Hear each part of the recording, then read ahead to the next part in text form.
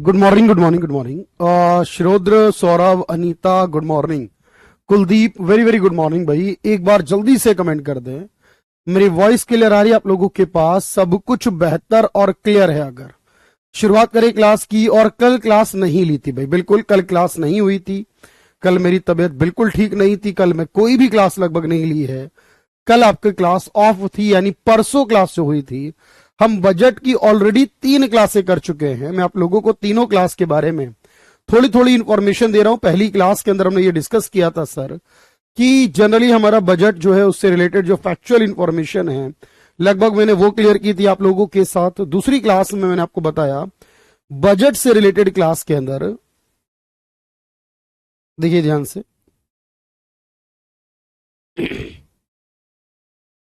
फिर हमने second class में इकोनॉमिक सर्वे क्या होता है, कंसोलिडेटेड फंड क्या होता है, interim budget, vote on account, guillotine क्या होता है, ये सारा मैंने डिस्कस किया था। आज आखिरी क्लास है इस टॉपिक के ऊपर, यानी अब अगली क्लास से नया टॉपिक शुरू करेंगे आज की क्लास पूरी करके, और लगभग मैं इससे इंपॉर्टेंट क्वेश्चन भी आपको कराऊंगा आपके पास। अच्छा, इसके अलावा आपने कहा सर जब बहस को रोक दिया जाता है कि कोई भी बजट आता है उसकी स्टेजेस मैंने बताई हैं, और बीच में लास्ट डेज में आने के बाद बहस को रोक दिया जाता है। फिस्कल कंसोलिडेट करना, फिस्कल स्टिमुलस, स्टिमुलस मतलब बढ़ाना। अब खर्चा बढ़ेगा तो डेवलपमेंट बढ़ेगा, लेकिन खर्च उधार बढ़ेगा। कंसोलिडेशन का मतलब है अपने डेफिसिट को कम करना। डेफिसिट कम करेंगे, खर्चा कम होगा, लेकिन डेवलपमेंट भी कम हो जाएगा। ये मैंने आपको बताया है। इसके अलावा मैं लास्ट क्लास में पढ़ा रहा था कि गवर्नमेंट की इनकम कहां से होती है, गवर्नमेंट एक्सपेंडिचर कहां से होते हैं। मैं एक शॉर्ट फॉर्म में बताऊं अगर, तो मैंने आप लोगों को यह बताया कि हमारी कुछ रेवेन्यू रिसिप्ट होती है, भाई ध्यान से सुनना, जिन्हें आप हिंदी में राजस्व प्राप्तियां कहते हो। और इसके अंदर मैंने आपको बताया कि टैक्स भी होता है, नॉन टैक्स भी होता है, याद करिए। फिर मैंने आपको बताया एक कैपिटल रिसिप्ट होता है, और इस कैपिटल रिसिप्ट के अंदर मैंने आपसे कहा कि एक डिसइन्वेस्टमेंट की इनकम होती है कुछ बेचने से, और एक उधार लेने की डेप्ट की इनकम होती है। ऐसी मैंने आपको बताया कुछ रेवेन्यू एक्सपेंडिचर होते हैं, बोलिए हाँ। और उसके अंदर मैंने बताया सब्सिडी, स्कॉलरशिप, पेंशन। फिर मैंने इसी तरह आपको बताया कि एक कैपिटल एक्सपेंडिचर होता है जिसके अंदर एक इन्वेस्टमेंट करना और एक उधार वापस करना आता है। अब जब हमने ये डिस्कस कर लिया था तो हमने एक टाइप और डिस्कस किया था सर, एक हमने याद करा था फिस्कल डेफिसिट क्या होता है और उसके निकालने का तरीका। जनरली तौर पर मैंने कहा था फिस्कल डेफिसिट मुझे यह बताता है कि मुझे बजट पूरा करने के लिए कितना उधार लेना पड़ेगा। सर एक डाउट क्लास ले लेना, बिल्कुल भाई, डाउट क्लास 20 मिनट की, क्या आप जितनी देर का हो उतनी। रजनी मैं अभी बता दूंगा उसके बारे में, वेट करते हैं एक बार। लेकिन अगर आपका अगला चैप्टर मैं तभी शुरू करूंगा, आपको आज 20 मिनट चाहिए, आज ही आप 20 मिनट ले लीजिए, मुझसे कोई फर्क नहीं पड़ता भाई। मैं पहले क्लास कोर्स पूरा करा दूं, फिर आपका वोट ऑन अकाउंट क्या है, आपके ने जो कहा 20 मिनट की क्लास चाहिए। डाउट को लेकर आप मुझसे सारे डाउट पूछिएगा, मैं एक एक करके आपके सारे डाउट होपफुली आज क्लियर करूंगा, ठीक है? चलिए, तो आप टेंशन ना ले भाई।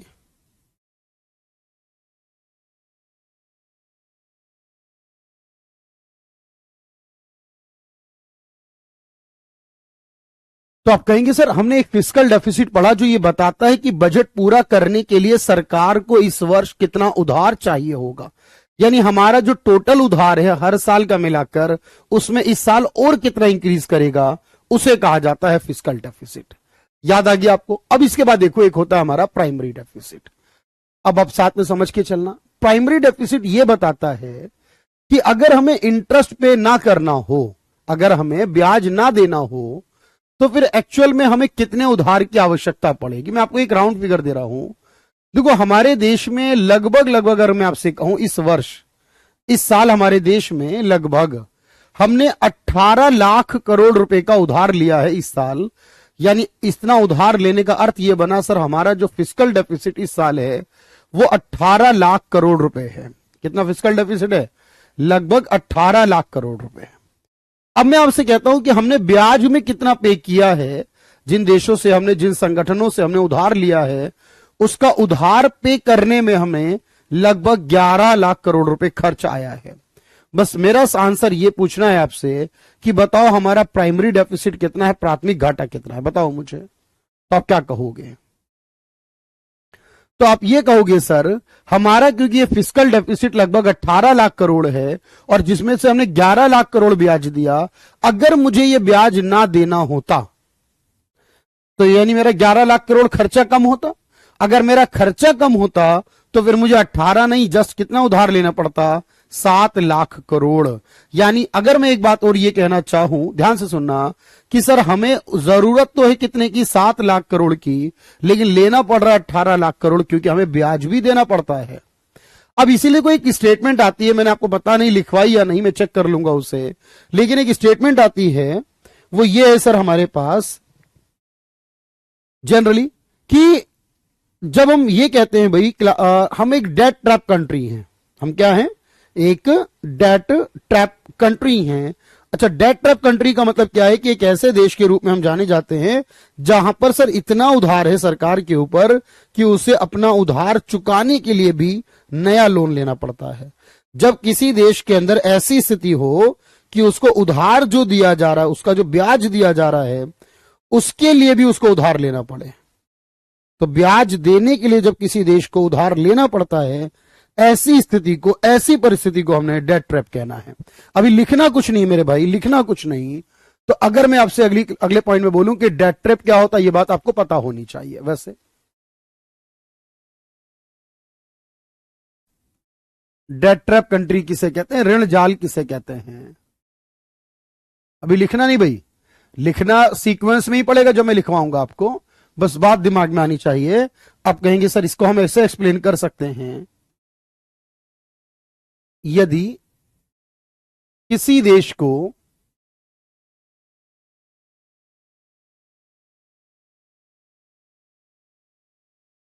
ब्याज भुगतान के लिए भी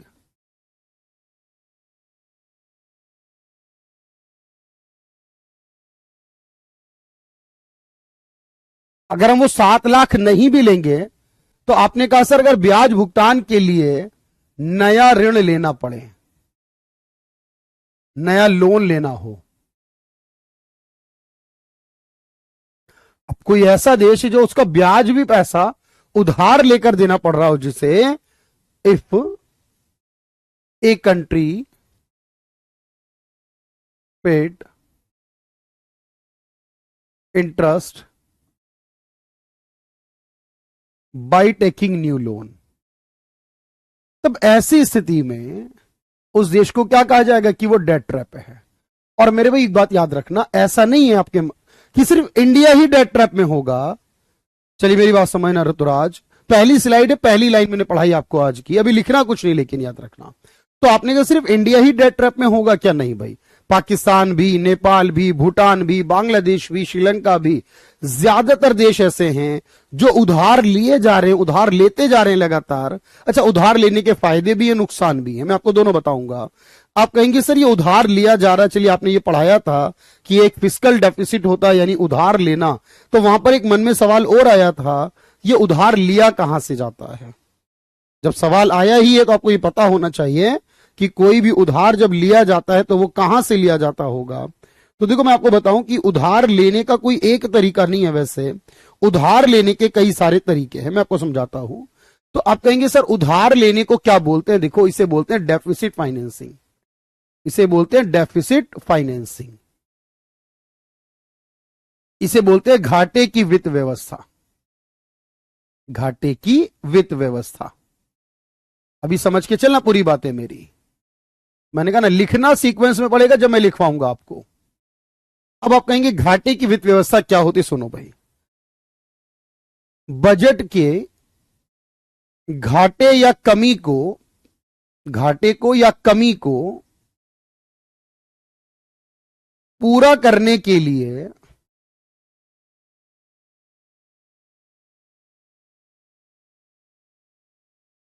ऋण की व्यवस्था।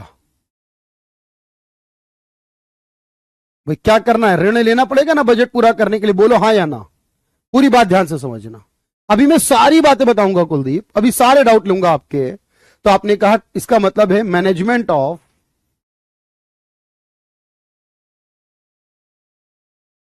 डेट या लोन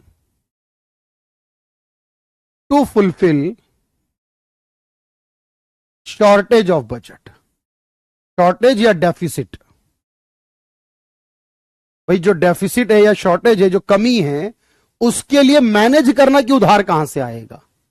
अब आप मुझे सोच के बताओ उधार कहां से आता होगा। आपके मन में जो भी आंसर आया आप मुझे बताओ। देखो मेरी क्लास में आपको ना इन्वॉल्व रहना पड़ेगा, आपको जुड़कर चलना पड़ेगा। वन वे कन्वर्सेशन नहीं चाहिए मुझे। आप मुझे बताओ क्या होगा। तो रेवेन्यू का क्या मतलब है विशाल?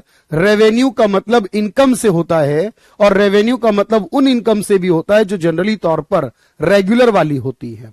आप कहेंगे रेवेन्यू का मतलब भी इनकम होता है और रिसिप्ट का मतलब भी इनकम होता है।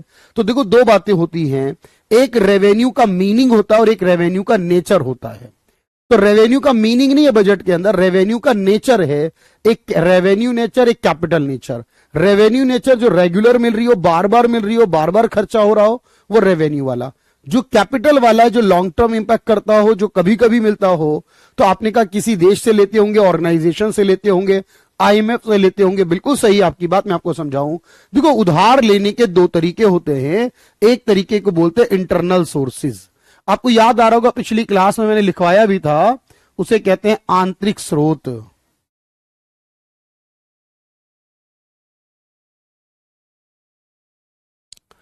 आंतरिक का मतलब देश के अंदर से कहां से आएगा। देखो मेरे भाई इसमें दो तरीके हैं देश के अंदर से। एक तरीका है आरबीआई से उधार लेना, क्योंकि आप जानते हैं हमारे देश में एक संगठन आरबीआई है जो करेंसी को प्रिंट करता है, और सरकार का है, तो सरकार उससे करेंसी को प्रिंट करवाकर उधार ले सकती है। कोई नोटिफिकेशन नहीं आता भाई, मैं फिक्स करता हूं भाई प्लीज, ठीक है। अच्छा दूसरा क्या है, देखो यहां पर दूसरा है कि देश की जनता से उधार लेना। अब मैं आपको समझाऊंगा कि सर देश की जनता कैसे सरकार को उधार दे सकती है। मतलब देश की इतनी छोटी सी जनता है, अगर सरकार के पॉइंट ऑफ व्यू से देखें, लेकिन देश की जनता से अगर सरकार उधार ले रही है। अभी मैं इंग्लिश में भी लिखता हूं, बिल्कुल ध्यान सुनना। ये दोनों तरीके आपके क्या कहलाते हैं, ये दोनों इंटरनल कहलाते हैं। लेकिन इसी तरीके से दो तरीके जिनको एक्सटर्नल कहा जाता है, यानी जो देश के बाहर से आते हैं उनको एक्सटर्नल सोर्सेस कहते हैं, बाह्य स्रोत कहते हैं सर।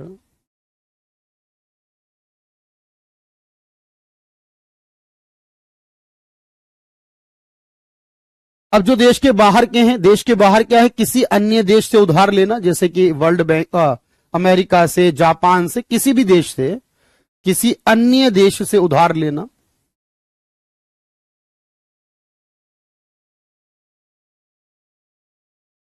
या किसी संगठन से, अंतरराष्ट्रीय संगठन जो होते हैं, वर्ल्ड बैंक, आईएमएफ जो होते हैं हमारे, अंतरराष्ट्रीय संगठन से उधार लेना।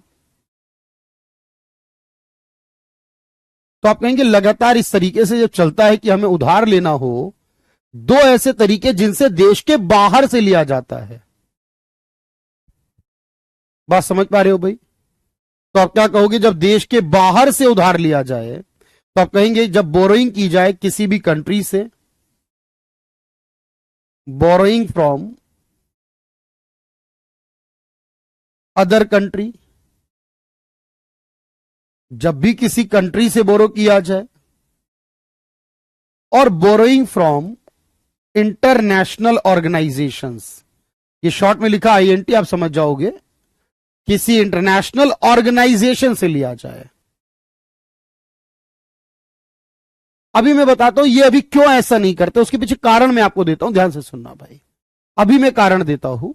तो आपने कहा बोरोइंग फ्रॉम इंटरनेशनल हो, या फिर अच्छा मैंने एक और बात बताई, या तो आरबीआई से उधार लिया जाए,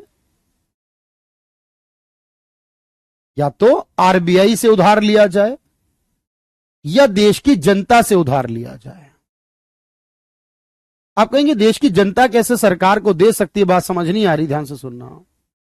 देखो होता यह कि सरकार के द्वारा बहुत सारे बॉन्ड बेचे जाते हैं, बॉन्ड या ट्रेजरी बिल, यानी एक इन्वेस्टमेंट होता है। मेरी लाइन को सुनना, अभी मैं आपको आगे चला रहा हूं, कई पार्ट होगा अभी समझने बात को। तो आपने ये कहा सर कि मान लीजिए सरकार को पैसे की जरूरत है बजट के लिए, सरकार को सड़क बनानी है, कोई हॉस्पिटल बनाना है, कोई स्कूल बनाना है, कोई बिल्डिंग बनानी है, कोई डैम बनाना है, सरकार को पैसा चाहिए। अब सरकार ने क्या करा, एक बॉन्ड बेचा। बॉन्ड एक कागज का टुकड़ा है बेसिकली, और अब तो कागज भी नहीं, अब तो ऑनलाइन है सारा कुछ। आप कहेंगे इसका मतलब यह कि मैंने, सरकार ने कहा 1,000 रुपए का बॉन्ड है, 2 साल के लिए बॉन्ड बेचा जा रहा है, इस पर आपको 10% का एनुअली ब्याज मिलेगा। अब मान लीजिए आप जनता है, आपके पास, मैं कह रहा हूं सरकार ने ऐसा कि आप क्या करोगे? आप कहो ठीक है, हमने सरकार को 1,000 देने हैं, लगभग सरकार 2 साल के बाद अप्रोक्स 1,200 रुपए देगी। तो अर्थ क्या बना कि सर ऐसे तो हम 1,000 बैंक में रखते हैं, बैंक वाला भी बढ़ा कर देता है, हम ऐसी शेयर बाजार में देते वो भी बढ़कर आता है, ऐसे हम चाहे तो सरकार को दे दे, सरकार भी हमें बढ़ाकर दे देगी। अब सरकार ने 1,000 रुपए आपसे ले लिए, ये आपका उधार हो गया सरकार के ऊपर, ये समझ लो ध्यान से। अब सरकार इस तरीके से 1 करोड़ या 10 करोड़ बॉन्ड बेचेगी, पैसा कलेक्ट करेगी और फिर उस पैसे से सड़क बनाएगी। अब इससे देश में सड़क बन गई, पैसा आपका लगा है, सड़क बनाने में सरकार ने लगाया। अब वहां से कमाई करेगी सरकार, अलग अलग सोर्सेज जनरेट करेगी कमाई के, टोल वसूल करेगी, या वहां पर जो भी बैनर्स लगेंगे, जो भी वहां पोस्टर्स लगेंगे, जो भी वहां पर एडवर्टाइजमेंट होंगे, उस हाईवे पर जो कुछ भी बनेगा उनसे पैसा लेगी, जो भी पेट्रोल पंप बनेंगे उस हाईवे पर उनसे कलेक्शन लेगी पैसे का।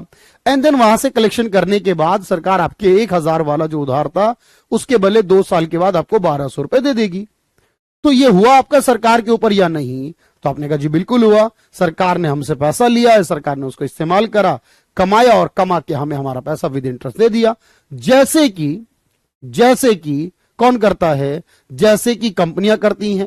भाई कोई भी कंपनी हमसे पैसा लेती है और पैसा लेने के बाद कंपनी जनरली तौर पर क्या करती है? भाई इसी तरह निवेश करती है, आगे कारोबार में लगाती है, वहां से कमाती है और हमें हमारा पैसा, प्रॉफिट जो है, डिविडेंड जो है वो दे दीजिए। मैंने कहा आपसे, मैं बिल्कुल इसका मैं बंदोबस्त करता हूं आपसे, मैंने पहले ही पढ़ लिया रागनी कि भाई आपने जो लाइन बोली है वो मैं बिल्कुल पढ़ चुका हूं, आप उसकी टेंशन मत लीजिए अभी। तो एक्चुअली कुछ रीजन है, उसकी वजह से ऐसा हो रहा है। भाई अगर आप ध्यान से देखें, मैं कोई आज से नहीं करा रहा हूं भाई, तो अभी थोड़ा सा बैलेंस करना पड़ रहा है। एक्चुअल में मैंने बताया था एक टीचर की अभी थोड़ी सी तबीयत ठीक नहीं है, उनकी जगह पर मुझे ऑफलाइन जाना पड़ रहा है, तो एक्चुअल में हो ये रहा है कि थोड़ा सा शेड्यूल बदल जा रहा है। आई थिंक 1 हफ्ते की बात होगी, बेहतर हो जाएंगे, आ जाएंगे, क्लास लेंगे अपनी, तो मतलब मुझे भी लेनी होती है पर वो फिर मैं अपने शेड्यूल के अकॉर्डिंग लेता हूं। तो मैंने कहा उनकी वजह से, अदरवाइज आप जानते हैं कि 2018 से मैं इस प्लेटफॉर्म पर हूं और लगातार क्लासेस चलती है, हमेशा टाइम पर ही रहती हैं सारी, ठीक है, उसका कोई समस्या नहीं है भाई। तो बस आप इसको ध्यान से करिए जो मैं करा रहा हूं, और कोशिश करेंगे भाई अपनी तरफ से कि कभी भी ऐसा कुछ हो आपको अलग से नोटिफिकेशन डलवा दें, और आप भी प्लीज चेक कर लें, मैक्सिमम एक शायद इस सप्ताह में ही, कल सप्ताह पूरा हो रहा है वैसे, तो ये सारी प्रॉब्लम सॉल्व हो जाएंगी, फिर मुझे जाने की जरूरत नहीं पड़ेगी, तो मेरा प्रॉब्लम भी नहीं होगी और आपका टाइम वही रहेगा। तो आपने कहा बजट के घाटे या कमी को पूरा करने के लिए जब जब ऋण की व्यवस्था करनी पड़ती है तब तब आप कहेंगे सर उसे डेफिसिट फाइनेंसिंग कहते हैं। बहुत बढ़िया समझ में आएगी बात आपको। तो आपने कहा हमारा देश डेट ट्रैप में, और बहुत सारे देश होते हैं। अच्छा अब एक और सवाल समझना, अभी मैं लिखवा नहीं रहा हूं, वेट करना अभी लिखने से पहले, तो अभी आप वेट करते रहना, मैं कह रहा हूं लिखना कुछ नहीं आपको। अब आपके मन में एक सवाल आ रहा होगा सर कि सर अगर ये इसी तरह उधार लेते रहेंगे तो ये हमारे देश के लिए अच्छा होगा या बुरा होगा? तो देखो मेरे भाई एक बात समझना, याद रखना, अगर मैं आपसे ये कह रहा हूं कि हमारे देश का बजट घाटे का है, अच्छा घाटे के बजट होने के फायदे हैं या नुकसान होते हैं? अच्छा बताओ मुझे, घाटे के बजट से क्या होता है?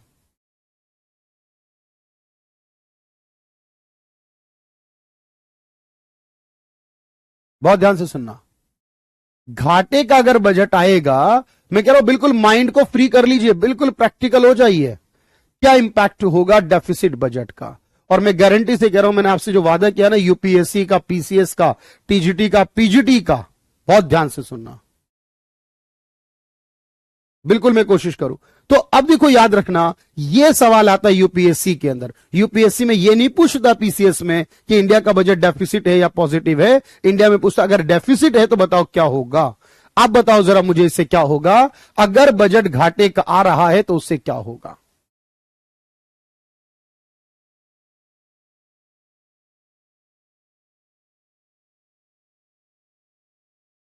आप सोच के बताओ।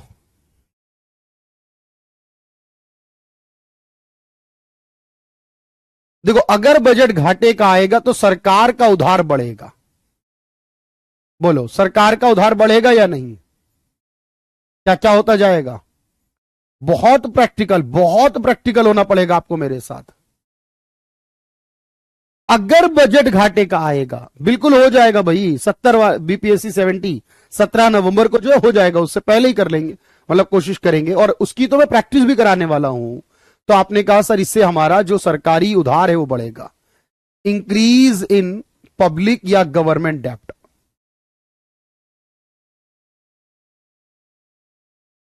अब देखो, पब्लिक वर्ड सरकार के लिए भी इस्तेमाल होता है और पब्लिक जनता के लिए भी होता है। तो सरकार के ऊपर जो कर्ज है, जो उधार है, वो बढ़ेगा। अच्छा, अगर उधार बढ़ेगा, ध्यान से समझना, इसका मतलब क्या होगा? ज्यादा पैसा मार्केट में आएगा,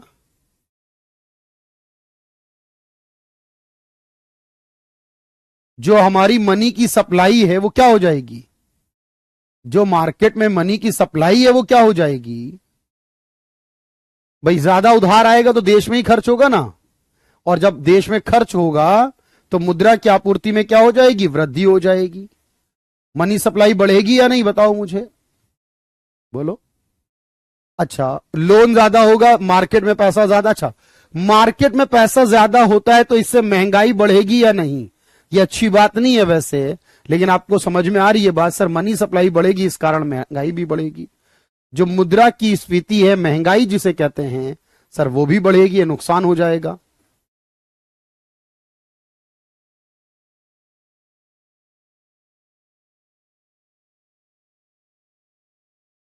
अगर मनी सप्लाई बढ़ेगी तो बताओ, लेकिन जब ज्यादा पैसा आएगा, ज्यादा खर्चा होगा, तो सर डेवलपमेंट भी तो बढ़ेगा, क्योंकि देश में इंफ्रास्ट्रक्चर बनेगा, डेवलपमेंट होगा, देश का इंफ्रास्ट्रक्चर और डेवलपमेंट बढ़ेगा।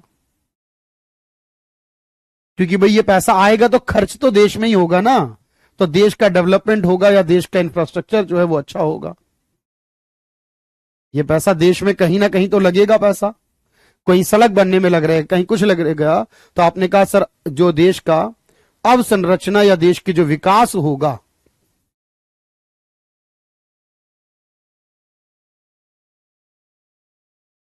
उसमें वृद्धि होगी। बोलो। तो आपने कहा सर अच्छा, हर बात के पॉजिटिव और नेगेटिव दोनों बातें हैं। डेफिसिट होगा, पैसा कम होगा तो इन्फ्लेशन, मनी सप्लाई कैसे? भाई कुलदीप, अगर डेफिसिट का बजट हम ला रहे हैं, पैसा कम नहीं हो रहा है। मेरे भाई बात नहीं समझे आप? डेफिसिट बजट आने का मतलब यह है कि पैसा जितना है हम उससे ज्यादा खर्चा का हिसाब बना रहे हैं। डेफिसिट का मतलब क्या है बताओ विशाल? आप पिछली क्लास भूल गए शायद। पिछली क्लास में मैंने पढ़ाया था, जब सरकार कोई बजट बनाए, जितनी इनकम है उसके बराबर ही बनाए खर्चे का हिसाब, तो बैलेंस है। इनकम से खर्चा कम हो जाए, इनकम ज्यादा रहे तो सरप्लस है। जितनी इनकम है, मेरी बात ध्यान सुनना, टोटल कितनी क्लास होंगी? 80 क्लासेस से ऊपर होंगी, 80 प्लस क्लास होंगी भाई गोटी। तो आपने कहा जितना हमारा खर्च है, अगर हम अपनी इनकम से ज्यादा खर्चा बनाएं, आप इसको ऐसे मत सोचिए इनकम कम हो रही है, बल्कि आप ये सोचिए कि जितनी हमारी इनकम है हम उससे ज्यादा खर्चा कर रहे हैं। सर हमारी इनकम है लगभग 30-32 लाख करोड़, लेकिन हम बजट बना रहे हैं 48 लाख करोड़ का, उधार लेकर आ रहे हैं, लेकिन लेकर जरूर आ रहे हैं। अब उधार लाएंगे या नोट छपवाएंगे आरबीआई से, नए नोट छपेंगे, विदेशों से उधार आएगा, और जब विदेशों से उधार आएगा तो इससे क्या होगा? बिल्कुल लोन नहीं देना पड़ेगा, बाद में लोन देना पड़ेगा। हम इतने ज्यादा ट्रैप में आते जाएंगे और एक टाइम के बाद फिर हमें लोन देना मुश्किल हो जाएगा, एक्सपेंडिचर ज्यादा होगा इनकम से, और अब ये ज्यादा होगा तो इससे क्या होगा बताओ? ज्यादा पैसा आएगा, ज्यादा डेवलपमेंट होगा, ज्यादा मनी सप्लाई, ज्यादा उधार होगा। लेकिन याद रखना, कोई बात नहीं भाई, कोई बात नहीं, कोई बात नहीं, अब पढ़ना, आराम से पढ़ना, कोई बात नहीं। तो आपने कहा ज्यादा होगा, सर इसके फायदे भी ज्यादा, नुकसान भी ज्यादा। फायदे भी ज्यादा, नुकसान भी ज्यादा हैं। तो आपने ये बात याद रहेगी, सर बजट अगर घाटे का होगा तो मैं आपको ये सिखा रहा था। अभी मैंने क्या कहा था? लिखना कुछ नहीं था भाई। लिखना क्यों नहीं था सर? क्योंकि आपने ये सिखाया था जो लेट आए हैं कि सर हमारा इतना है टोटल उधार, लेकिन इतना चला गया ब्याज देने में, तो इसे क्या बोलते हैं? Primary deficit. कैसे निकालोगे इसे? आज की क्लास का पहला पॉइंट जो लिखना होगा आपको, बाद में कैसे निकालोगे? तो आपने कहा हम इसके लिए ऐसा करते हैं, फिजिकल डेफिसिट पता है हमें, और अगर उसमें से इंटरेस्ट घटा दें,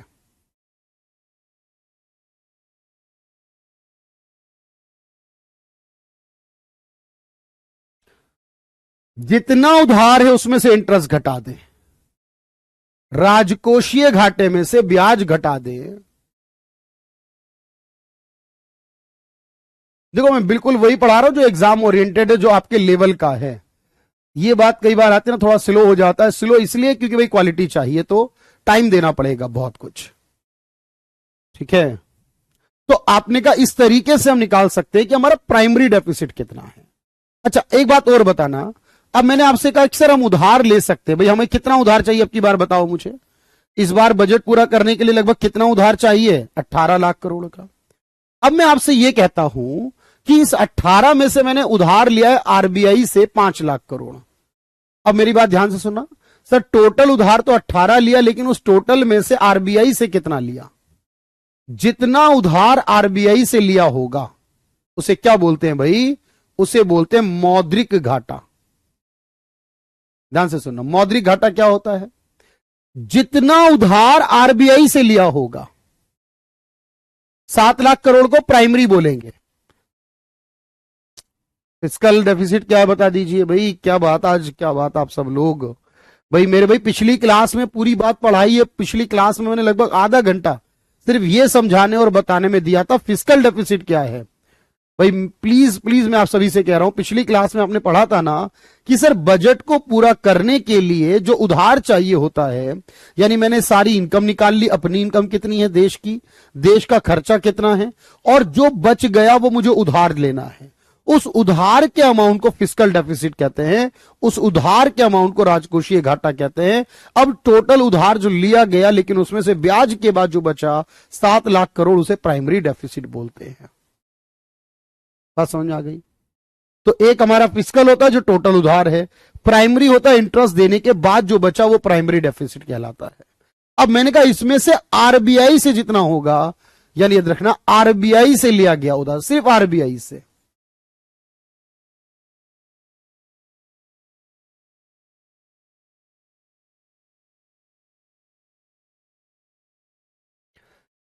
जितना आरबीआई से लिया, बोरोइंग फ्रॉम आरबीआई, जितना आरबीआई से लिया, जितना आरबीआई से लिया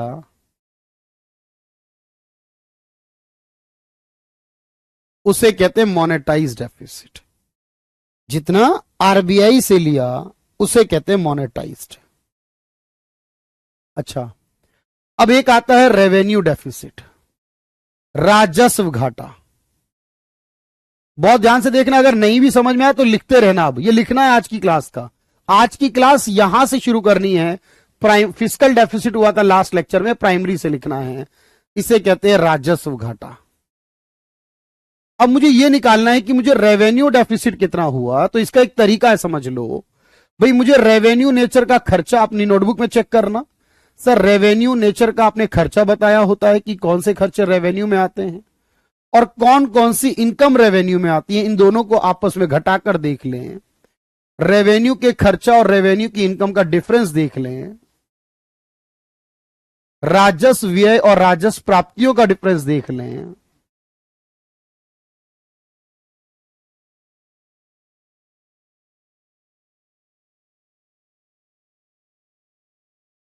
ये वाला जो पॉइंट है इसे कहते हैं रेवेन्यू। अभी लिखते जाना, कई बार ना लिखने से भी चीजें याद आती हैं। एक होता है इफेक्टिव रेवेन्यू डेफिसिट,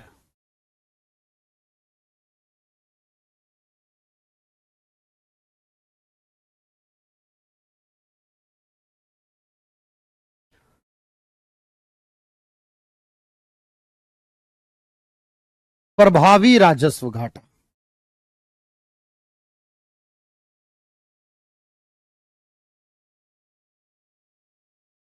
अब क्या है, देखो हमारा जो रेवेन्यू डेफिसिट है, अगर इस रेवेन्यू डेफिसिट में से, इस रेवेन्यू में से पहले रेवेन्यू निकाल लिया हमने, सर रेवेन्यू की इनकम रेवेन्यू के खर्चे का डिफरेंस देख लिया माइनस। अगर मैं राजस्व घाटे में से अगर माइनस कर दूं, समझना मेरी बात को, ये सरकार ने बाद में शुरू किया, 2011-12 में शुरू करा। सरकार ने ये बोला कि देखो हमने मान लीजिए किसी राज्य की मदद में पैसे दिए। बहुत ध्यान से सुनना मेरी लाइन, केंद्र सरकार ने किसी राज्य सरकार की मदद करने के लिए पैसे दिए। ये रेवेन्यू खर्चा है या कैपिटल खर्चा है, आप बताओ मुझे। अगर मैं केंद्र का बजट बना रहा हूं तो केंद्र अगर किसी को दान में, चंदे में, अगर किसी को मदद करने के लिए पैसा देती है, वो रेवेन्यू का खर्चा माना जाएगा। लेकिन राज्य सरकार ने यह पैसा लिया जो सरकार की तरफ से सहायता मिली और उसको लेकर एक सड़क बना दी। लेकिन सड़क बनाना तो कैपिटल नेचर में आता है। ये कॉन्ट्रडिक्शन हो गया। केंद्र ने तो मदद करने को पैसे दिए, मतलब उसको राज्य सरकार को विशेष पैकेज दे दिया, और राज्य सरकार ने उससे क्या करा, सड़क बना ली। तो यहां से एक नया कंसेप्ट निकला कि ऐसा भी हो सकता है कि एक सरकार के लिए वो रेवेन्यू नेचर का खर्चा रेगुलर जैसा खर्चा है, और एक वो कैपिटल खर्चा, क्योंकि उन्हें सड़क बनाई है, वहां से राज्य की इनकम होगी, वो कैपिटल नेचर हो गया। तो ये कॉन्ट्राडिक्शन दूर करने के लिए 2011-12 में, यानी 11 में एक रूल बनाया, इफेक्टिव रेवेन्यू डेफिसिट। उसमें ये कहा कि जितना पैसा हम राज्य सरकार को देंगे, हम जितना पैसा ग्रांट के रूप में देंगे जो कि कैपिटल एसेट क्रिएट करेगी, उसको घटाएंगे फिर हम। क्योंकि ऐसा पैसा जो कि हमने दान चंदे में दिया, उसमें से जितना हमारा सड़क बनाने या किसी भी कैपिटल एसेट को बनाने में गया, यानी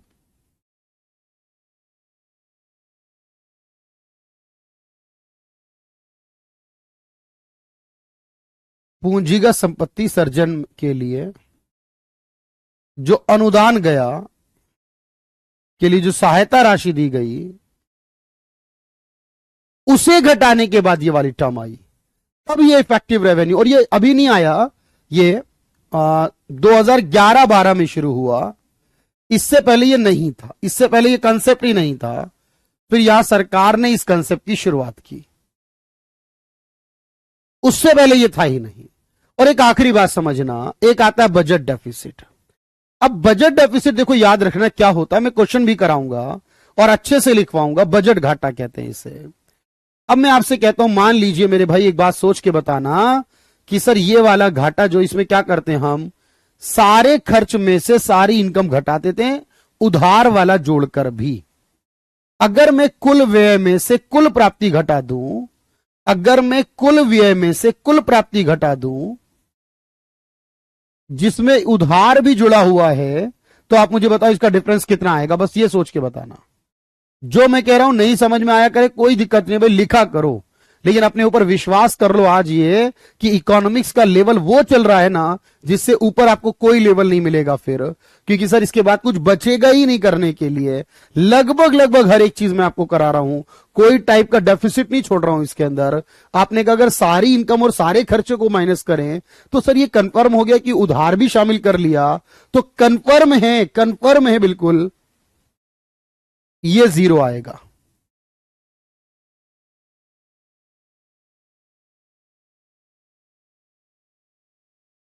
बजट घाटा हमेशा जीरो आएगा।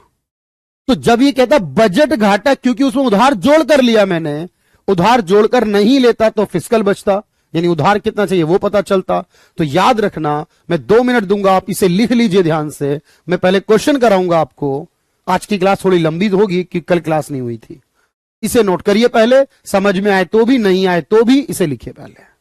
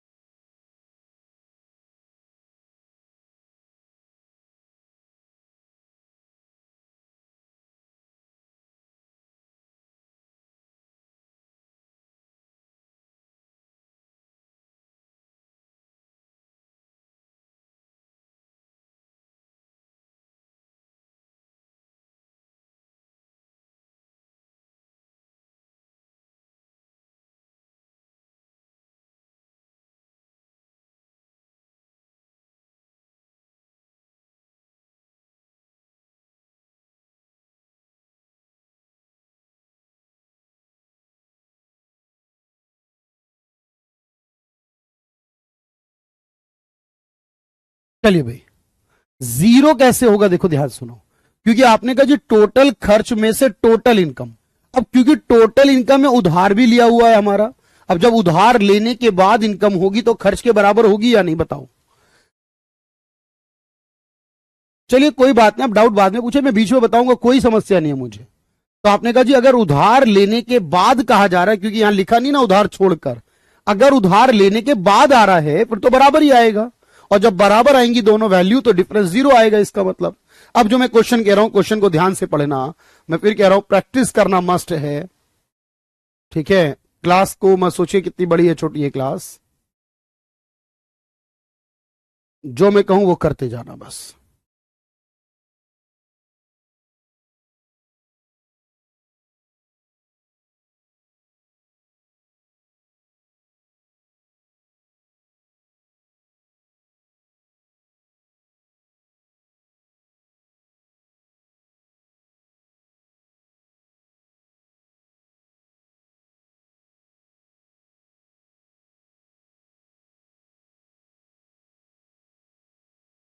चलो भाई, देखो, बिल्कुल कॉन्फिडेंट रहना आपको क्वेश्चन करते समय।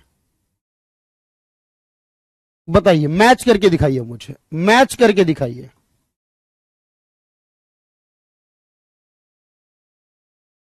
मैच करिए, कौन सा किससे मैच होगा।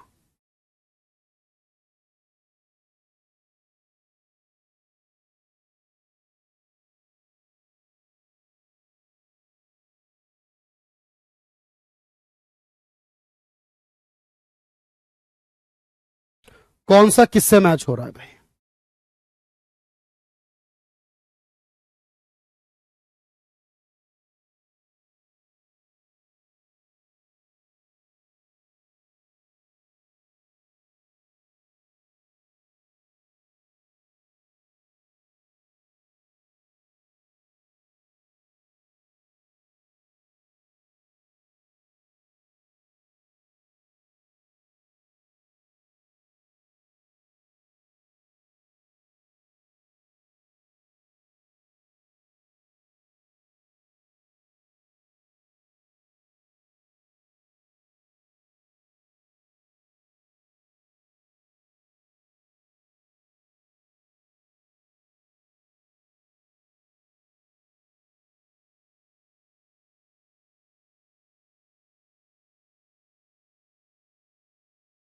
तो आपने देखा ये वाला इससे मैच कर रहा है,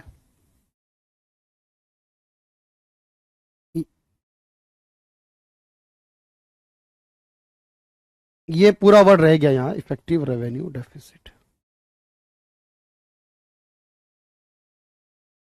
कोई बात नहीं, आप समझ गए, ये इससे मैच कर रहा है, ये वाला इससे मैच कर रहा है, और ये वाला इससे कर रहा है।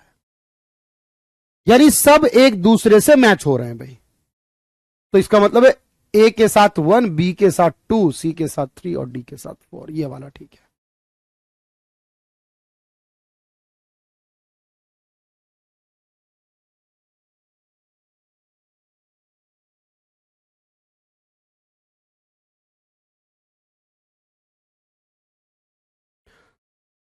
कौन सा सही मैच कर रहा है, कौन कौन सा सही मैच कर रहा है, ये नहीं करना, क्रॉसिंग नहीं करनी, क्रॉस नहीं करना, सही मैच कर रहा है यानी ये बताना है कौन कौन से स्टेटमेंट सही मैच कर रहे हैं सर।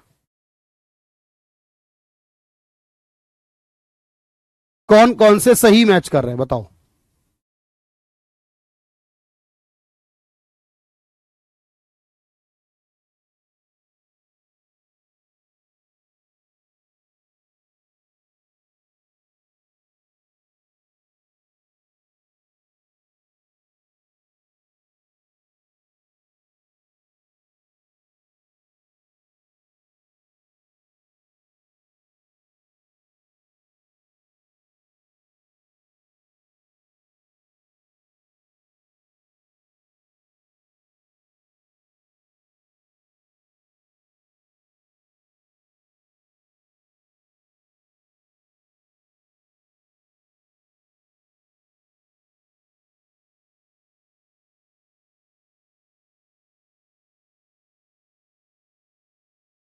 चलिए, क्या ये वाला इससे मैच कर रहा है या नहीं, ये बताना है। गलत। क्या ये इससे मैच कर रहा है, आप कहोगे जी गलत।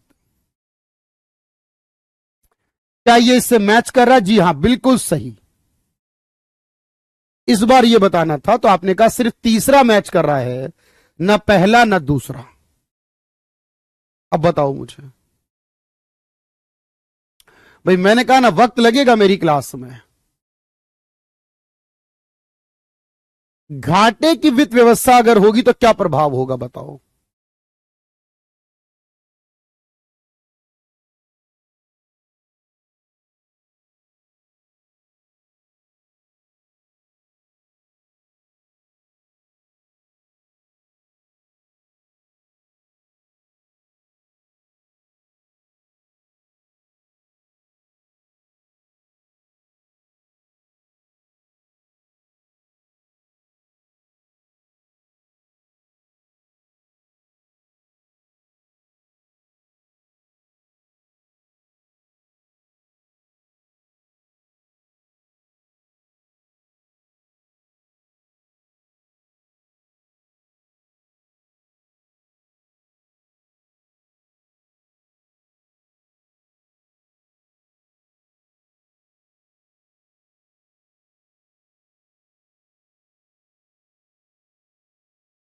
तो आपने कहा जी इससे महंगाई भी बढ़ेगी, इससे गवर्नमेंट डेप, इससे ये भी, इसका कोई लेना देना नहीं है इस बात से। विनीता देखो ध्यान से, ज्यादा पैसा भी आ जाएगा, ज्यादा गवर्नमेंट के ऊपर उधार भी बढ़ जाएगा।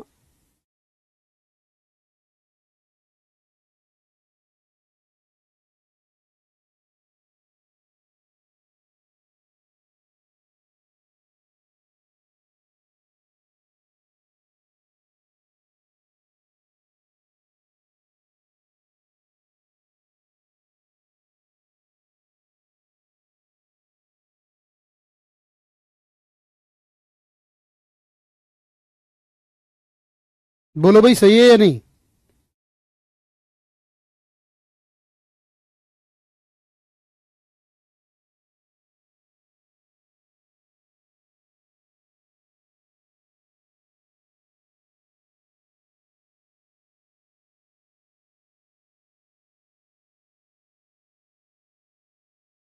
तो आपने कहा जी बिल्कुल सही है। अब इसीलिए मैंने कहा था कि धीरे धीरे करके आपको समझ में आएंगी बातें।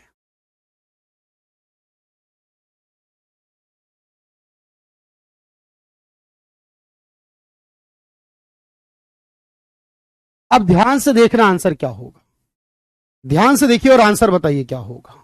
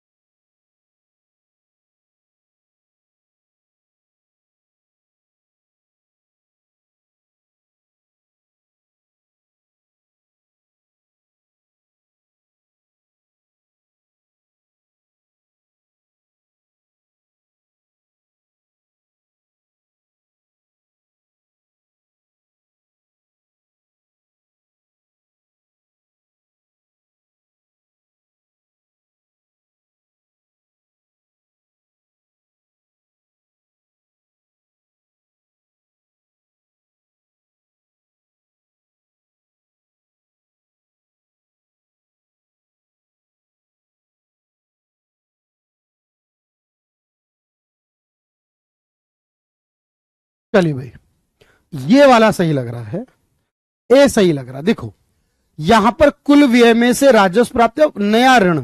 देखो ऋण लेना नहीं होता है, नया ऋण नहीं ले सकते क्योंकि ऋण छोड़कर लिया जाता है। आप कहेंगे सर यहां भी ऋण है। देखो रेवेन्यू रिसिप्ट है प्लस डिसइन्वेस्टमेंट है, ये ऋण लिया हुआ ऋण नहीं है। ध्यान से सुना, हम कितना उधार ले रहे हैं ये वो नहीं है, हमने जो दे रखा था किसी को उसकी रिकवरी है ये ली जा सकती है। नया वाला उधार नहीं ले सकते। यहां भी लिखा है नया वाला ऋण लेना, यहां भी लिखा है उधार जोड़कर ऋण सहित लेना, तो ये तो बजट डेफिसिट का फॉर्मूला बनता है। डिसइन्वेस्टमेंट को अकेले नहीं घटाते। तो अगर आप कंफ्यूज है कि रिकवरी ऑफ लोन क्यों आया, सर ये वो रिकवरी है जो हमारा दिया हुआ लोन वापस आया है, ये फर्क समझना भाई।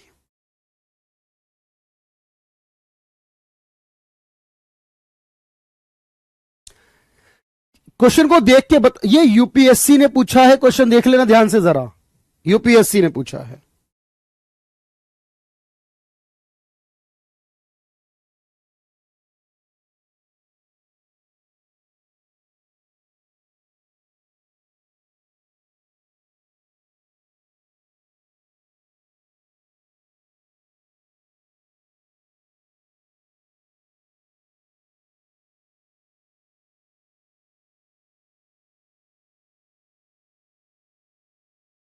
तो आपने कहा जब उसे बकाया कर्ज पर ब्याज का भुगतान करने के लिए भी ऋण लेना पड़े, बकाया कर्ज पर। अभी जितना पढ़ाया उतने में से लिखवा रहा हूं, ध्यान से रखना। अगर ब्याज का भुगतान करने के लिए उसको ब्याज घटाना, उधार ब्याज के भुगतान को घटाना पड़े राजकोषीय घाटे से, तो क्या बनेगा?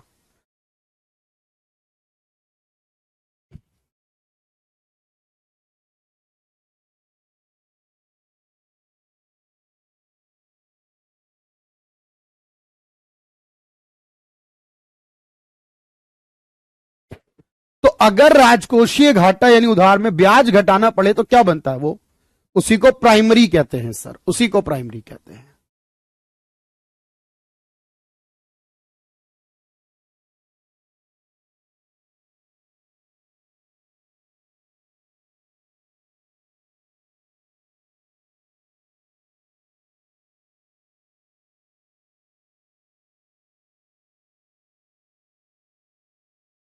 हीनार्थ प्रबंधन मतलब खराब प्रबंधन, यानी उधार का मार्जिनलाइजेशन, यानी उधार लेना। हीनार्थ प्रबंधन मतलब घाटे का बजट। अब समझना, अगर बजट घाटे का आ रहा है तो क्या होगा बताना। अगर बजट घाटे का आ रहा है तो क्या होगा? अगर बजट घाटे का आ रहा है तो क्या होगा?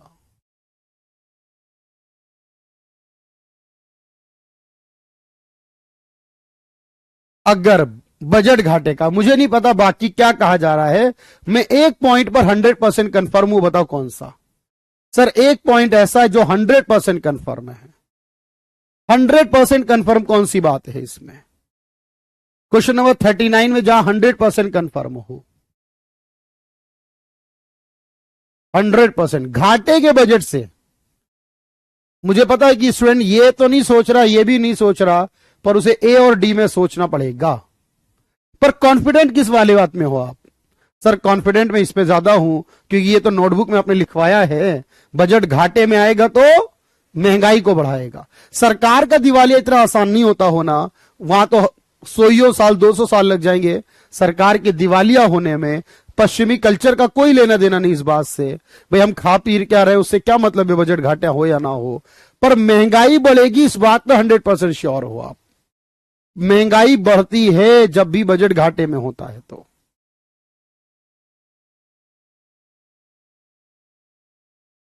क्वेश्चन की क्वालिटी को देखिएगा जरा ध्यान से। ये लग रहा है देखने में छोटा ही सवाल है, पर ये जितना छोटा उतना मुश्किल है सवाल, अगर ध्यान से नहीं पढ़ा जाए तो।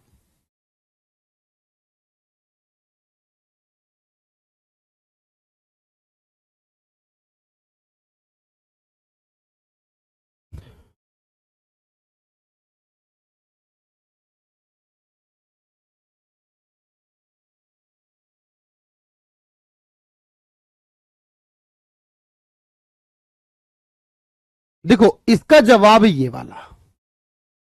देखो वैसे तो इसका मतलब इन्फ्लेशन होता है, इन्फ्लेशन लेकर आएगा ये, लेकिन अगर कंट्रोल करके चल रहे हो तो ठीक रहेगा। फिर ज्यादा चांस कब है कि अगर आपने सही तरीके से उसको प्रतिरोध मगर रोका नहीं तो महंगाई बढ़ाएगा। अगर आप घाटे का बजट ला रहे हो, उधार बढ़ा रहे हो और साथ में आप कोई तरीका नहीं सोच रहे, उपाय नहीं कर रहे, तब आप कहोगे जी घाटा फिर तो पक्का बढ़ेगा। अगर सरकार उपाय कर ले थोड़े बहुत तो काम बन सकता है।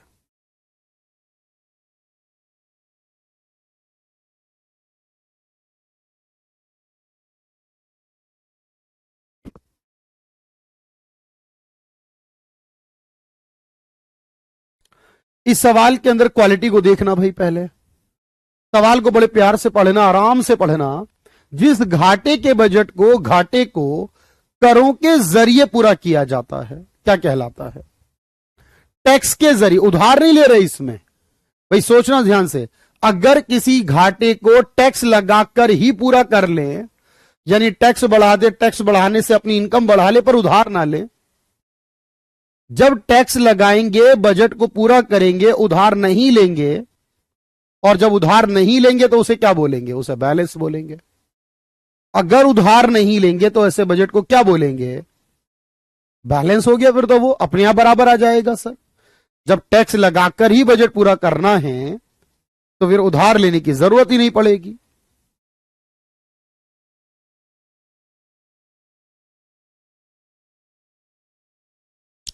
सरकार ने प्रभावी राजस्व घाटा ये कब शुरू करा था? ये फैक्ट वाली बात अभी लिखवाई है मैंने 2011-12 में। ये फैक्ट है, यहां सोचना नहीं है, फैक्ट है ये बात पूरी।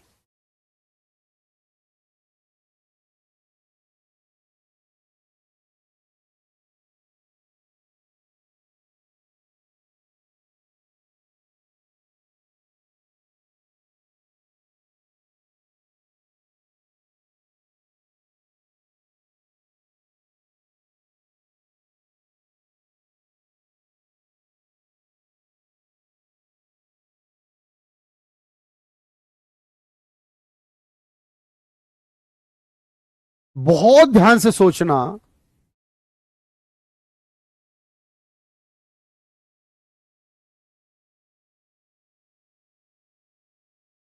बहुत ध्यान से सोचना। देखो गलत हो तो हटाते जाना, सही हो तो रोकते जाना उसे। बजट घाटे में राजकोषीय घाटा क्या होगा?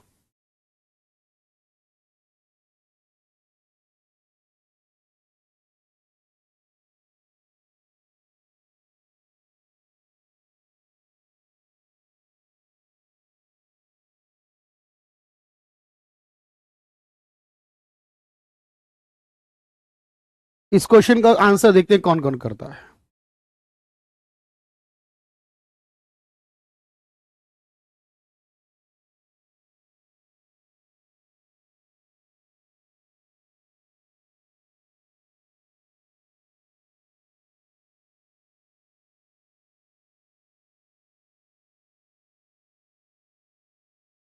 इसका आंसर देखो, ऐसा मैंने कुछ भी नहीं पढ़ाया कहीं, क्योंकि कैपिटल डेफिसिट नाम का कोई शब्द ही नहीं होता। कैपिटल डेफिसिट नाम का कोई शब्द ही नहीं होता। ये तो कोई शब्द ही नहीं पढ़ा ना आपने। मनीषा, धर्मेंद्र तो दोनों सही कह रहे हो, लेकिन क्यों कह रहे हो? रीजन दो मुझे। सर राजस्व घाटे में सरकार की प्राप्ति उधार, ये भी रही, ये इसका आंसर। अब आप बताओ, मैं कारण कौन देना चाहता है इसका मैं बताता हूं। देखो ये वाला जो डेफिसिट होता है ये कितना होता है बताओ? ये कितना होता है सर? ये 0 होता है। यानी इस सवाल में इसका मतलब 0 हो गया सर। इसको तो छोड़ ही दीजिए बिल्कुल, ये 0 हो गया। अब किसी भी 0 में कुछ जोड़ो वही रहेगा।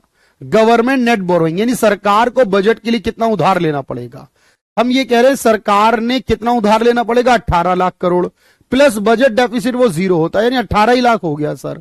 और वही फिस्कल है। सवाल इतना कॉम्प्लिकेटेड है, इतना मुश्किल सवाल है, ये एग्जाम में आया हुआ सवाल है, सीएपीएफ के अंदर आया हुआ सवाल है, सीडीएस या सीएपीएफ में से किसी एक का है सवाल।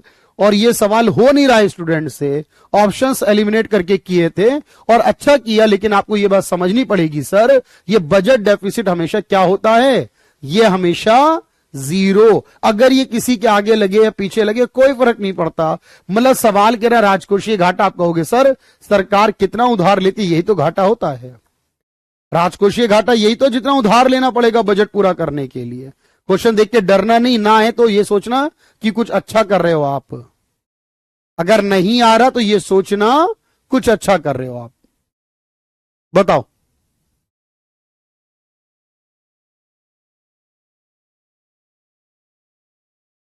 कौन सा एक सही नहीं है? कौन सा एक सही नहीं है बताओ।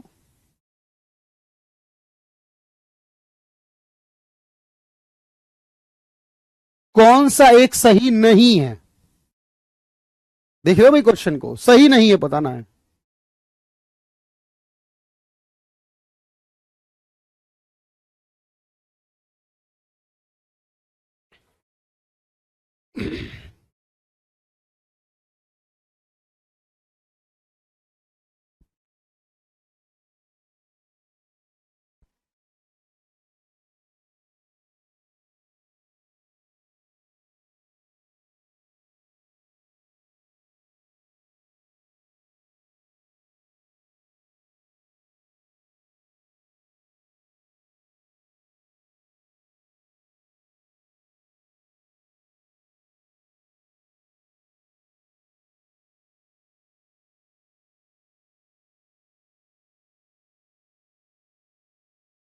चलो भाई, तो आपने कहा ये वाला सही नहीं है। अब वो समझ में आया विशाल, जीरो क्यों आया था वो?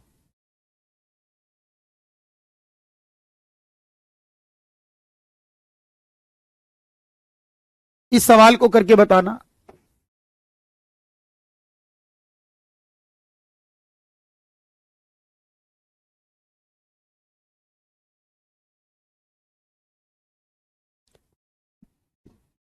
बिल्कुल कुलदीप।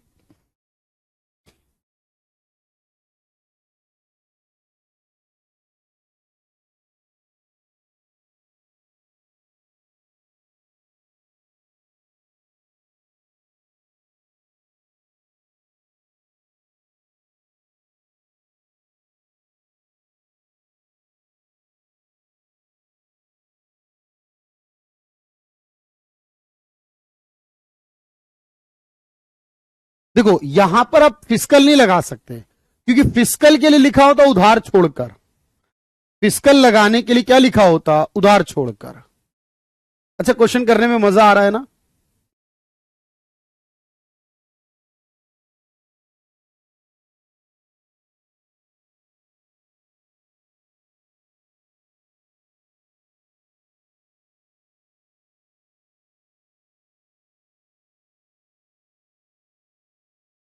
क्वेश्चन करने में मजा आ रहा होगा आपको। आएगा मजा, अब इसमें करना टाइम लगेगा, मैं फिर कह रहा हूं। मैं एक क्लास कल भी दूंगा, कल शनिवार है। देखो कल मुझे ऑफलाइन नहीं जाना पड़ा ना भाई, आपको मैं प्लीज कह रहा हूं भाई, प्लीज चेक करना। ऑफलाइन नहीं गया तो मैं कल ये चैप्टर फिनिश करूंगा, क्योंकि आज भी कुछ की अलग अलग क्लासेस है। सब कह रहे हैं भाई सर 11 बजे हमारा उस बैच में क्लास रहती है। मैं कल भी क्लास लूंगा, ठीक है, लेकिन भागूंगा नहीं। ये नहीं है भाई कि सर बस खत्म करने को बोल दिया तो होना ही चाहिए। कल कर लेंगे, क्या दिक्कत है भाई? 4 महीने क्लास चलनी है तो कल भी चल सकती है ना, क्या दिक्कत है? बताओ मुझे क्या आंसर सही होगा।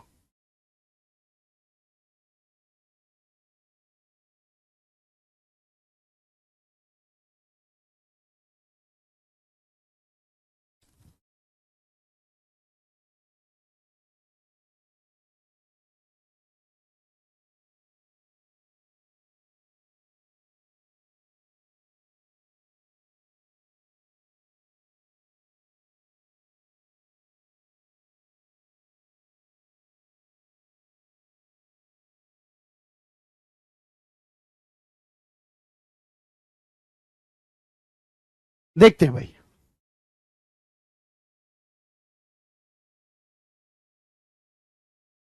ये सही है इसका आंसर।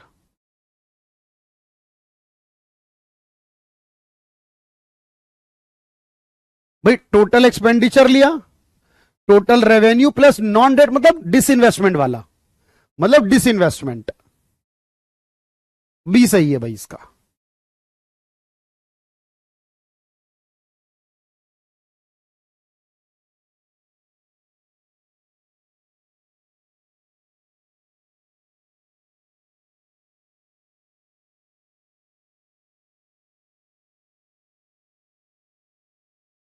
ऐसा कौन सा घाटा है जिसको अर्थहीन हो गया, कोई मतलब ही नहीं है उस बात का। मतलब करो मत करो पता ही क्या आएगा, बताओ कौन सा है। वो कौन सा घाटा है जो मीनिंगलेस है, जिसका कोई मतलब ही नहीं बनता।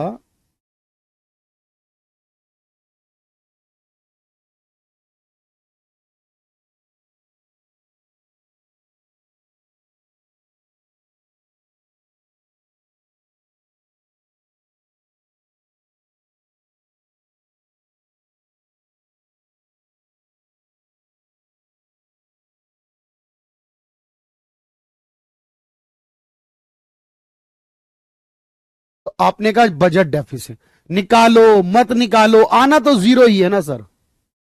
ये रेवेन्यू डेफिसिट ही लिखा है, लॉस नहीं डेफिसिट है। ये तो होता है ना, ये भी है, ये तो जीरो ही आना है जी। निकालो मत निकालो कोई फर्क नहीं पड़ता, जीरो ही आता है। हर बार जीरो ही आना है, फिक्स है। चलो तो फिर क्वेश्चन करते जाओ, बस मजा आना चाहिए। जिस दिन पढ़ने में मजा आ जाए समझ लो उस दिन आपको अच्छा फील होना, मतलब सही डायरेक्शन में जा रहे हो आप। घाटे की वित्त व्यवस्था होगी तो क्या बनेगा? घाटे की वित्त व्यवस्था होगी तो कीमत बढ़ेगी। तो जो भाई मैंने आज लिखवाया आपको, जो मैंने आज लिखवाया, भाई ये एक स्लाइड आपने लिखी थी, दूसरी भी लिखो, दूसरी भी लिखो, कुछ लिख के भी जाओ ना, फिर कल लिखवाना पड़ेगा तो दिक्कत होगी। लिख कर जाओ भाई, लिख कर जाओ।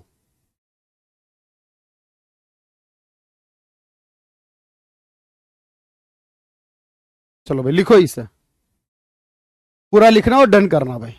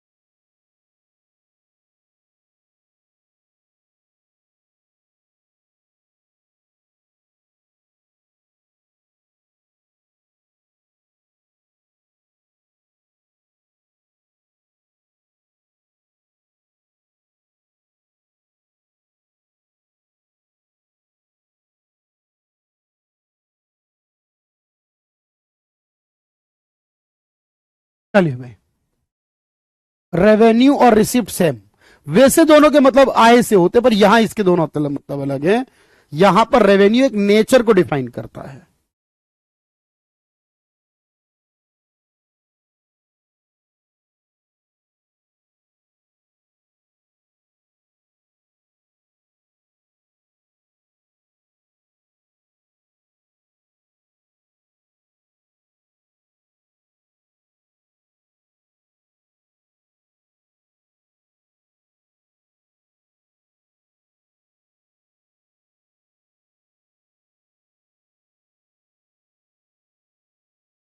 डन हो तो बताना मुझे।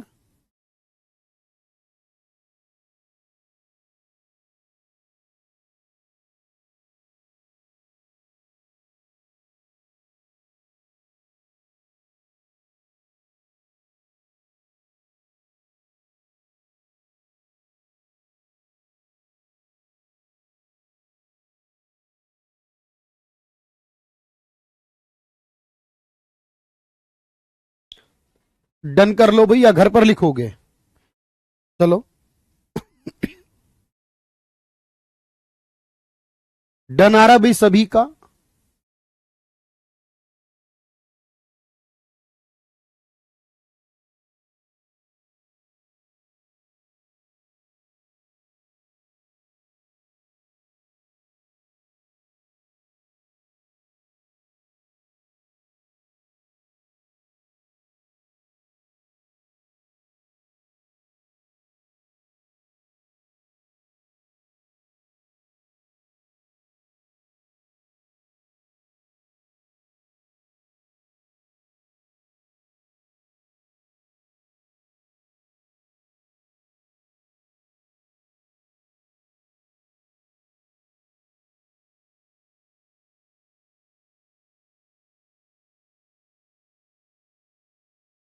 चलिए, अब डन है भाई।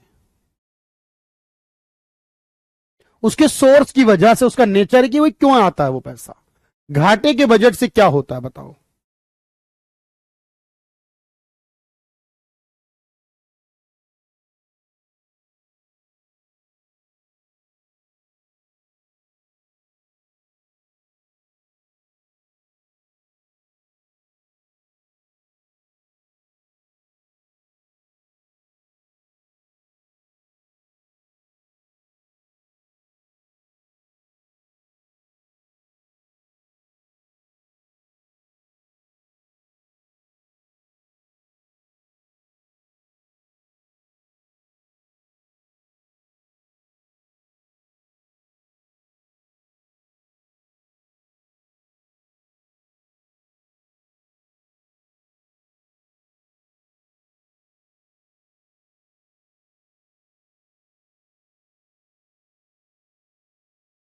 अच्छा, इसमें एक और लिख लेना, क्योंकि बजट घाटा बढ़ता जाता है, महंगाई बढ़ती जाती है, तो इसलिए आरबीआई को इंटरेस्ट रेट इंक्रीज करने पड़ते हैं।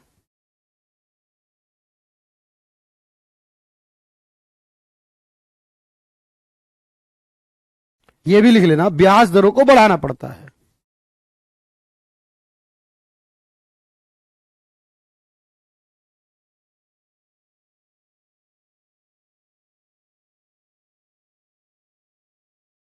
ब्याज दरों को बढ़ाना पड़ता है।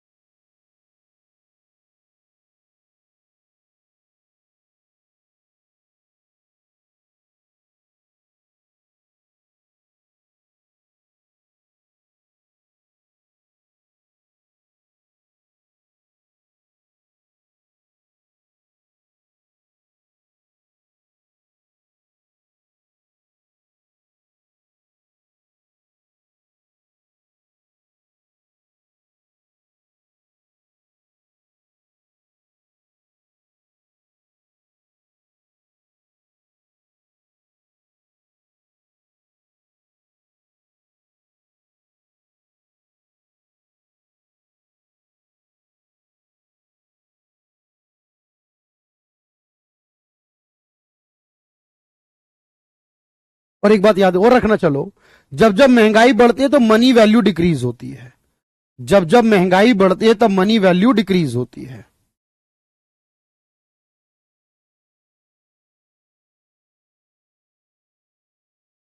भाई महंगाई बढ़ेगी तो मनी की वैल्यू क्या होगी, ये कम हो जाएगी।